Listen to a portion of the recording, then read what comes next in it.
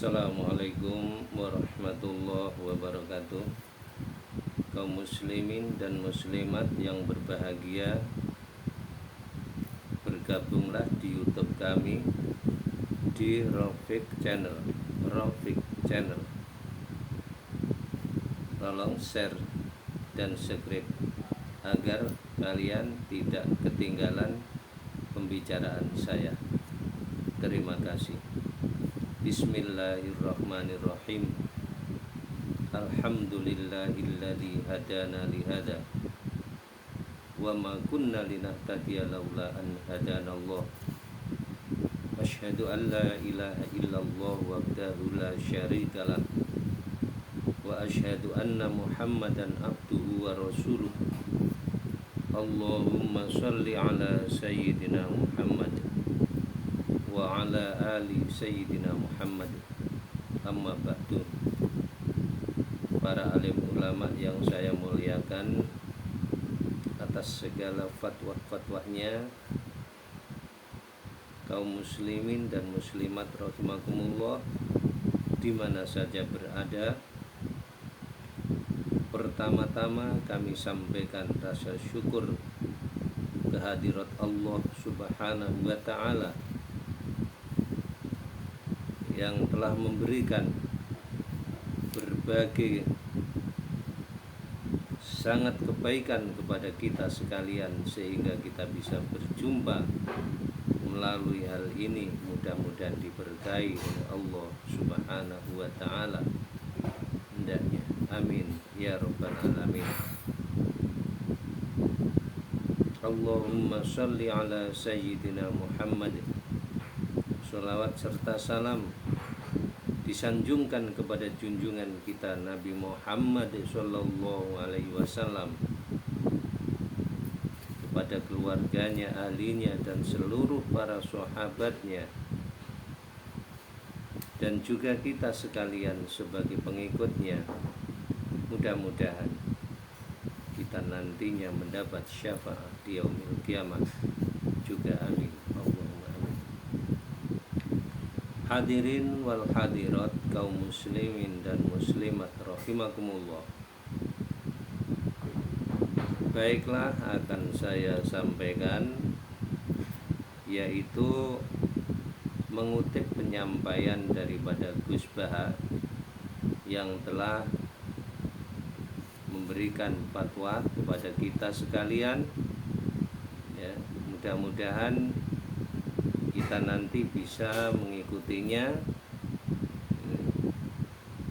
yaitu yang pertama adalah Gus Baha menyampaikan, janganlah engkau berduka, sesungguhnya Allah beserta kita. Ya.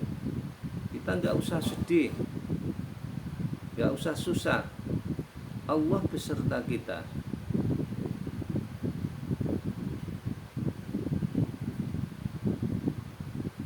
Allah beserta kita dan Allah juga memberikan apa yang kita kehendaki.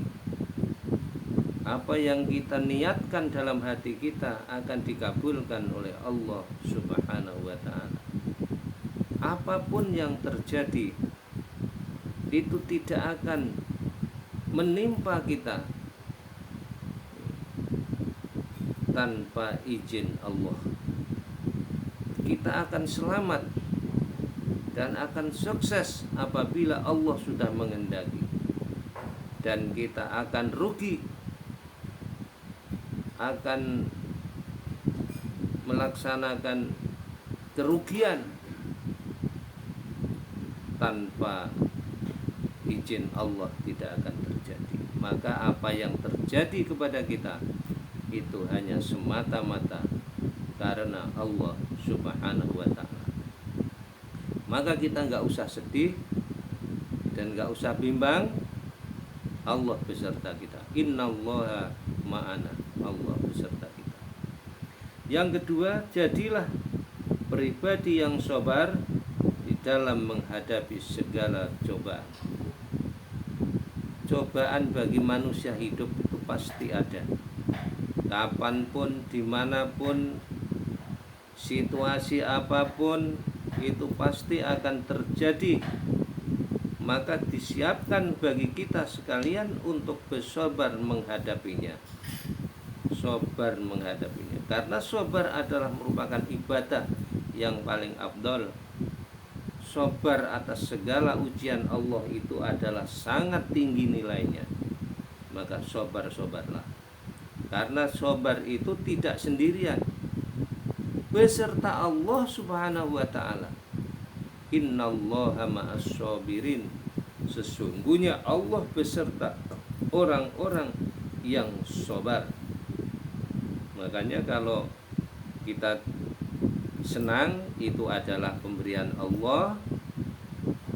Kalau susah, itu adalah ujian Allah Subhanahu wa ta'ala yang dihadapi dengan sabar dan tetap bertakwa kepada Allah Subhanahu wa ta'ala. Kemudian yang ketiga, tetaplah bersyukur atas segala nikmat-nikmat yang telah diberikan oleh Allah Subhanahu wa ta'ala. Karena pemberian nikmat dari Allah Subhanahu wa ta'ala ini tidak terbilang. Sangat banyaknya nikmat yang telah kita gunakan setiap hari, setiap saat. Ya, makanya Allah Subhanahu wa ta'ala berfirman dalam Al-Qur'anul Karim, wa in ta'uddu nikmatallahi la tuhsuha. Apabila Allah memberikan nikmat kepada kita yang tidak terhingga, ya, maka harus kita syukuri. Syukur nikmat itu adalah ibadah yang paling mulia, nomor 2 daripada sabar kepada Allah Subhanahu wa ta'ala. Itu